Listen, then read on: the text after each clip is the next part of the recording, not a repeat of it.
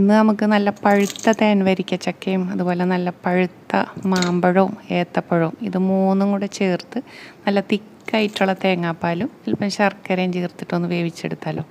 ഭയങ്കര ടേസ്റ്റുള്ളൊരു ഐറ്റം ഉണ്ട് ഇത്. ഞാനിപ്പോൾ ഇത് മൂന്നും കൂടെ കട്ട് ചെയ്ത് ഒരു അരക്കപ്പ് വെള്ളത്തിൽ കുക്കറിലൊന്ന് ജസ്റ്റ് ഒന്ന് 2 വിസിൽ വേവിക്കാൻ വെക്കുന്നുണ്ട്. കണ്ടോ, ഇപ്പോൾ ഇത് തുറക്കുമ്പോൾ തന്നെ നല്ല സ്മെല്ലാണ് വരുന്നത്. കാരണം ഈ മാമ്പഴവും ചക്കപ്പഴവും ഏത്തപ്പഴവും കൂടെ വെന്തിട്ടുള്ളൊരു സ്മെല്ലുണ്ടല്ലോ. നമുക്ക് ചെറുതായിട്ടൊന്ന് ഉടച്ചു കൊടുത്തതിന് ശേഷം അല്പം പഞ്ചസാര അല്ലെങ്കിൽ ശർക്കര ഇതിലേതെങ്കിലും ഒന്ന് ചേർത്തിട്ട് ആവശ്യത്തിന്, ഇത് അത്യാവശ്യം മധുരമുള്ളതാണ്.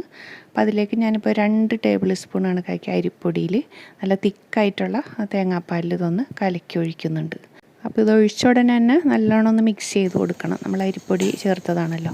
അപ്പോൾ ഇതിലേക്കൊരു ടേസ്റ്റ് ബാലൻസ് ചെയ്യാൻ ഒരല്പം ഉപ്പ് ചേർക്കണം. പിന്നെ നമുക്ക് എടുത്തു വച്ചിരിക്കുന്ന നല്ല തിക്കായിട്ടുള്ള തേങ്ങാപ്പാൽ ആവശ്യത്തിനനുസരിച്ച് നമുക്ക് ഇതിലേക്ക് ഒഴിച്ചു കൊടുക്കാം. നമ്മളെടുത്ത പഴത്തിൻ്റെയും ചക്കയുടെ ഒക്കെ ക്വാണ്ടിറ്റി അനുസരിച്ച്.